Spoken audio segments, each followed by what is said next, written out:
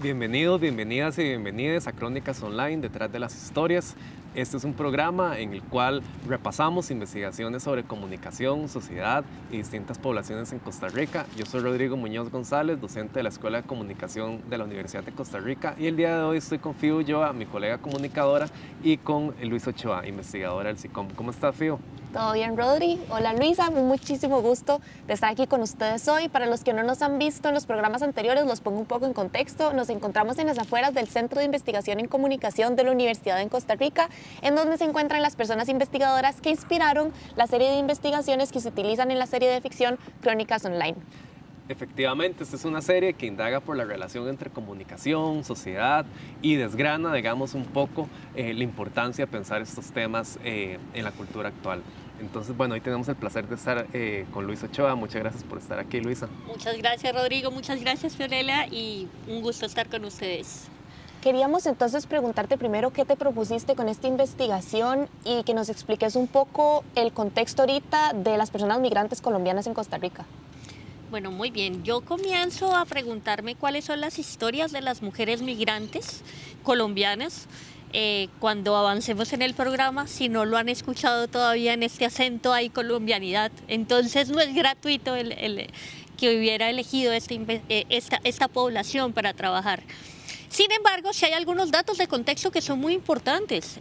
A veces se nos olvida que la migración colombiana es la segunda más importante de Costa Rica después de la nicaragüense. Casi que todo el mundo y todas y todos deberíamos tener una amiga o un amigo parce en la vida en Costa Rica. Además, el 80% de las personas migrantes colombianas, el 80% de las solicitudes de refugio han sido de personas migrantes colombianas. Y hablemos de las mujeres. La mitad de la migración en Costa Rica son mujeres. Uniendo todas estas piezas, yo decía, bueno, ¿y qué estará pasando con esas mujeres migrantes colombianas, que además son ellas, pero además soy yo? Y quería saber cuáles eran cuál había sido esa historia de migración que hay detrás de estar aquí, de cada una de nosotras. Sí.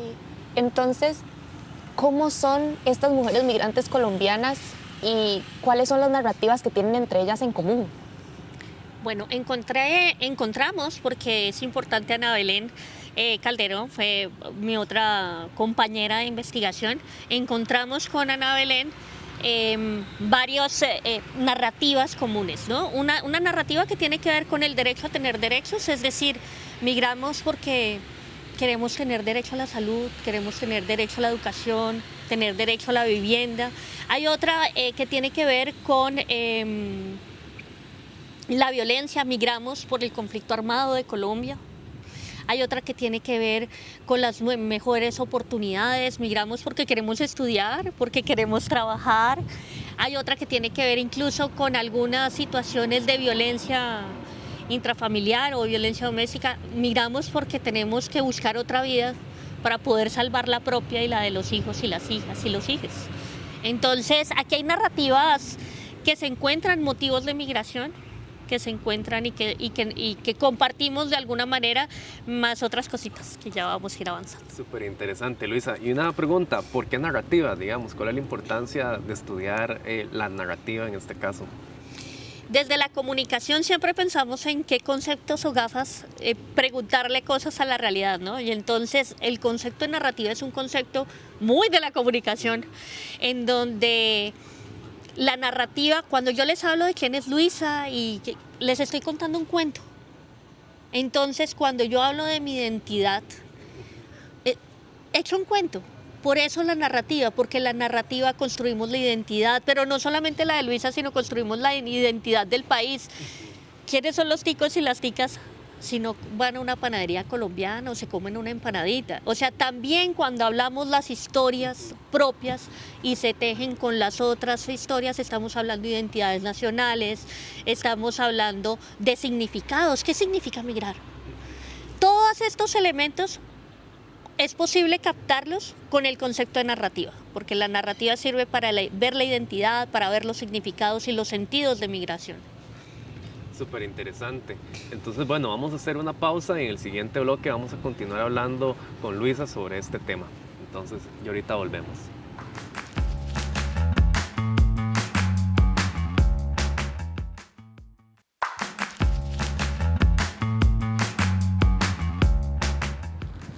Estamos de vuelta en Crónicas Online, detrás de las historias, con Luisa Ochoa, investigadora del Centro de Investigación en Comunicación, conversando sobre la investigación que ella hizo sobre la Agencia Narrativa de las Mujeres Migrantes Colombianas. Entonces, Luisa, me gustaría preguntarte un poco sobre cómo fue la metodología de esta investigación, dado que se trata con personas y sus historias personales de vida, ¿verdad? ¿Cómo fue el proceso de acercamiento con estas personas para entonces crear un ambiente de confianza en donde ellas pudieran contar qué ha sido su experiencia migratoria?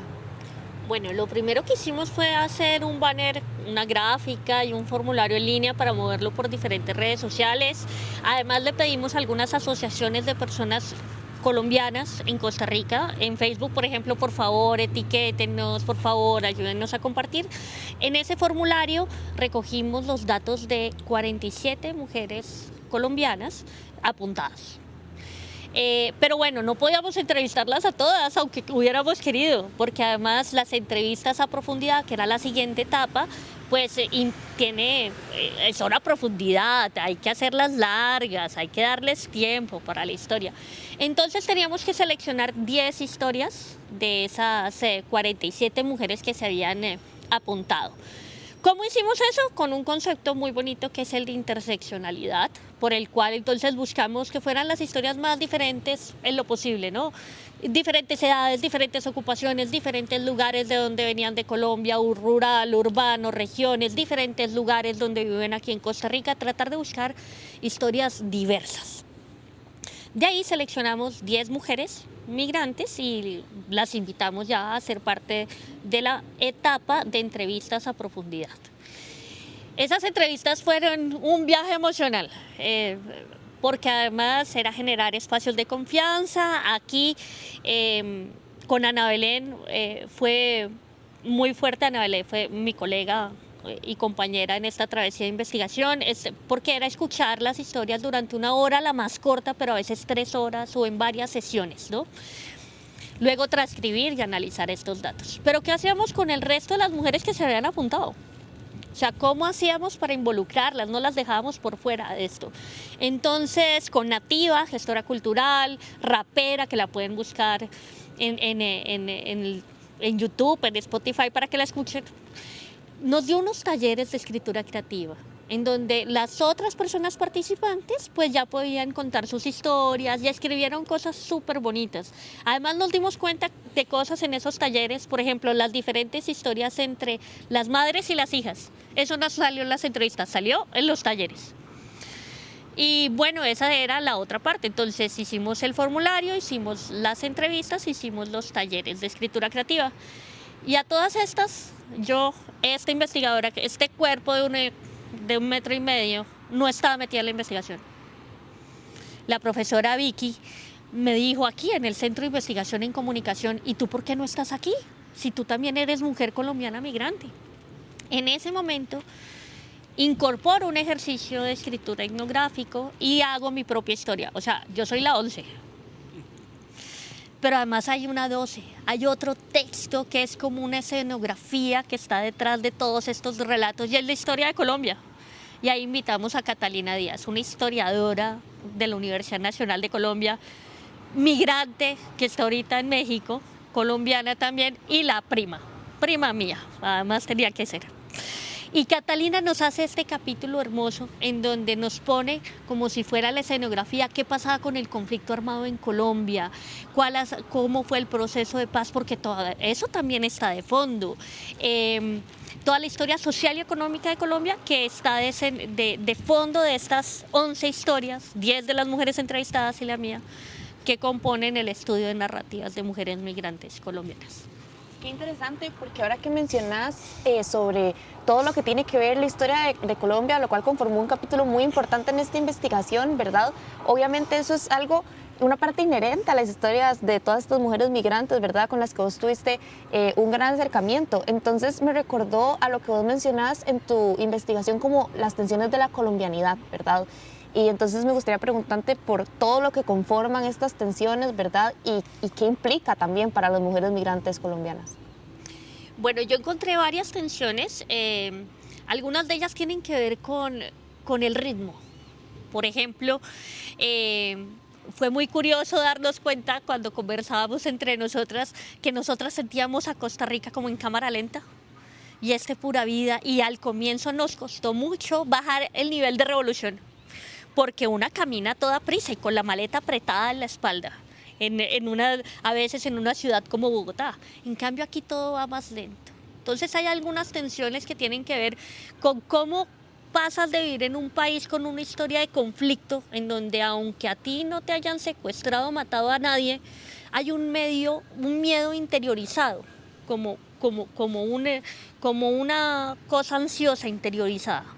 Y cómo aprender a vivir sin eso. Esa es una primera tensión que tiene que ver con aprender a vivir en paz.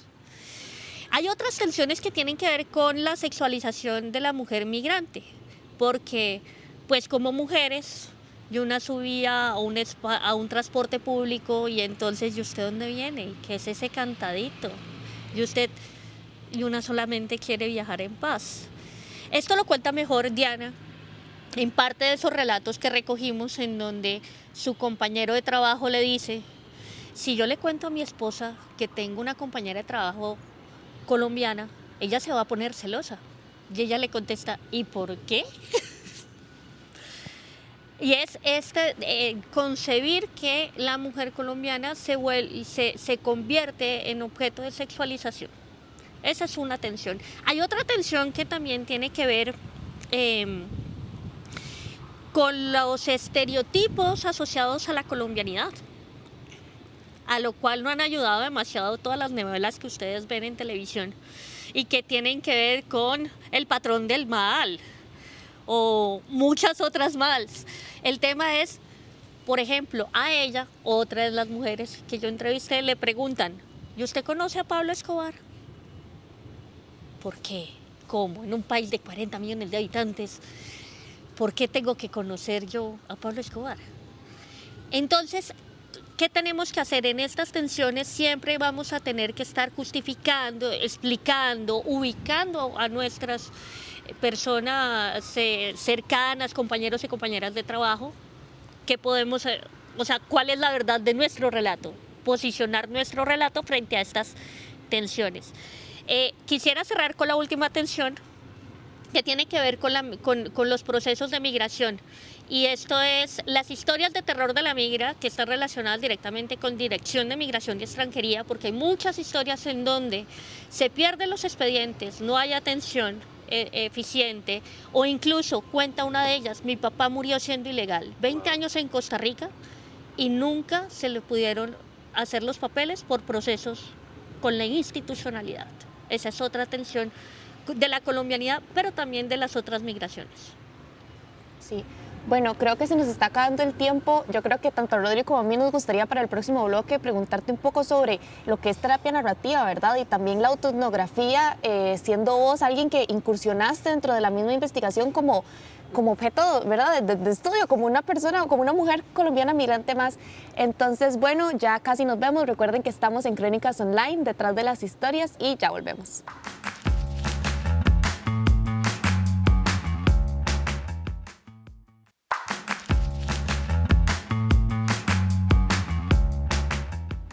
Seguimos aquí en Crónicas Online, detrás de las historias. Hoy estamos hablando con Luisa Ochoa, investigadora del SICOM de la Universidad de Costa Rica, hablando un poquito sobre la investigación que ella realizó sobre migración colombiana. Entonces, Luisa, uno de los conceptos más fascinantes que tiene tu trabajo es el de terapia narrativa. Entonces, quisiera tal vez que nos contaras un poquito más sobre este concepto y cómo fue utilizado en todo el proceso de investigación.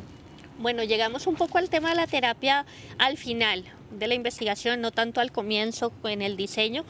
¿Por qué? Porque cuando estábamos en medio de las entrevistas a profundidad y llevábamos 2 horas conversando y salían temas muy fuertes del proceso migratorio, y al final le preguntábamos a las mujeres cómo se sienten, qué les pareció la experiencia, todas decían que había sido una experiencia muy enriquecedora, porque era la primera vez que podían contar su historia y además, volviendo al concepto de agencia narrativa, era la oportunidad de, cada vez que tú cuentas la historia, la resignificas. Te das cuenta de: mira todo lo que yo logré a pesar de todo lo que pasó. Y entonces en esta terapia de alguna forma hacíamos catarsis del proceso migratorio, nos dábamos cuenta que no éramos las únicas ni estábamos solas, sino que nuestras historias se tejían y se encontraban. También era un momento para resignificar y darnos cuenta que no éramos víctimas, éramos heroínas.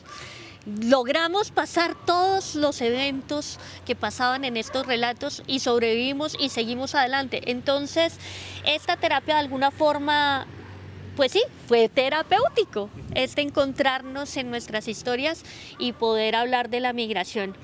Y también a nivel personal fue un momento de reconocer también mi propia historia de migración.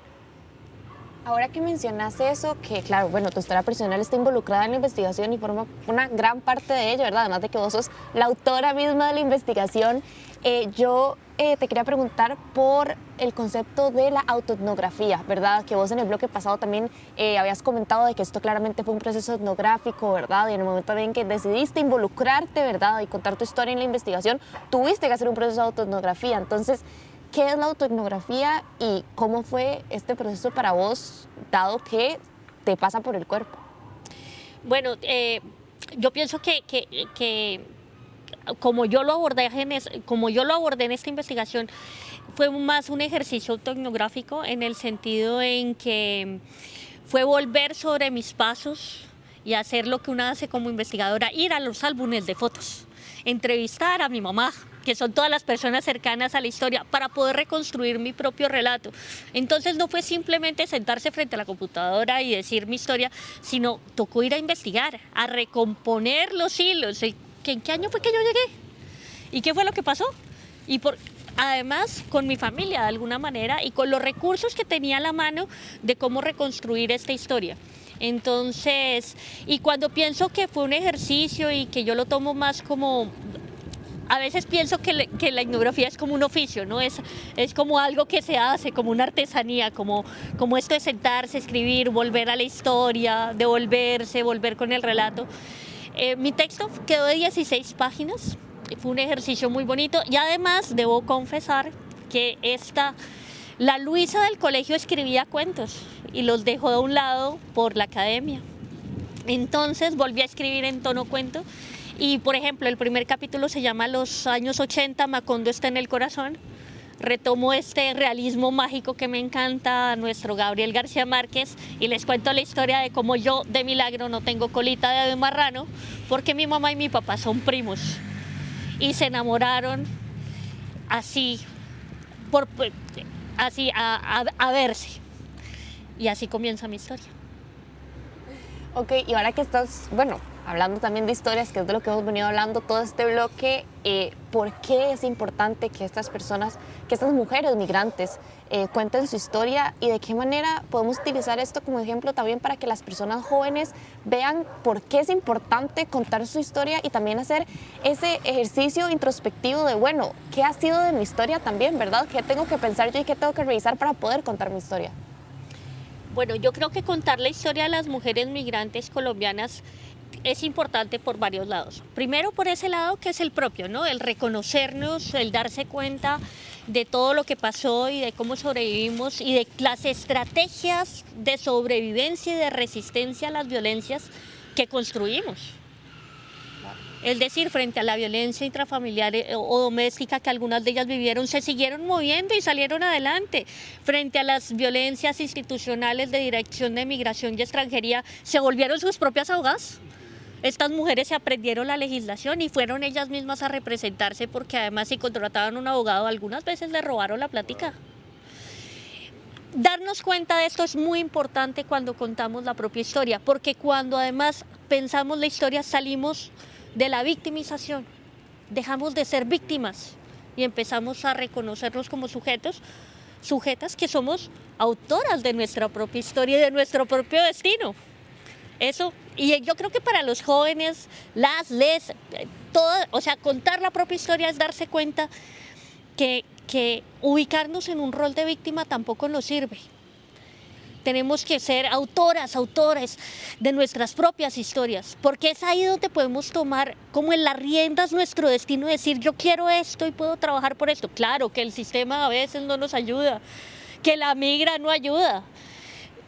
Pero sin embargo, siempre encontramos maneras de sobrevivir y resistir y no nos damos cuenta de ello hasta que no reconstruimos la historia. Y hacia afuera, pensar en las historias de las mujeres migrantes es una forma, primero, de dar voz a las historias de las mujeres. Cuando hablamos de la migración, hablamos muy a nivel general y no nos damos cuenta que la migración de las mujeres es diferente. Hay violencias que solamente se sufren. La violencia de género, la sexualización de la mujer, se sufre porque somos mujeres. Segundo, hablamos de migración y en la migración, detrás de todo esto hay un genuino interés por tratar de mitigar la xenofobia, por sensibilizar a la gente que cuando migramos no migramos porque, uy, quisimos. Yo no migré, yo no estoy aquí porque hubiera querido, migré porque mis papás no tenían otra opción. Y muchas de ellas migraron porque de eso se trataba, de salvar la vida o de buscar una mejor vida. Y todo el mundo tiene derecho a eso. Entonces, hacia afuera tiene que ver con sensibilizar frente a cómo la migración le aporta a Costa Rica y cómo la migración también tiene sus propios obstáculos. Es entender esas otras historias en la diversidad.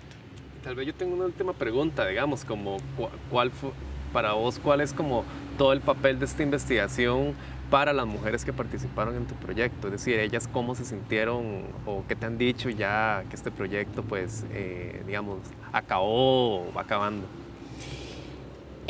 Todas al final de las entrevistas nos señalaron que se sentían muy conmovidas por la escucha, por los espacios de escucha, que las mujeres de los talleres se sentían como emocionadas de encontrarse con otras, de darse cuenta que su historia no era la única.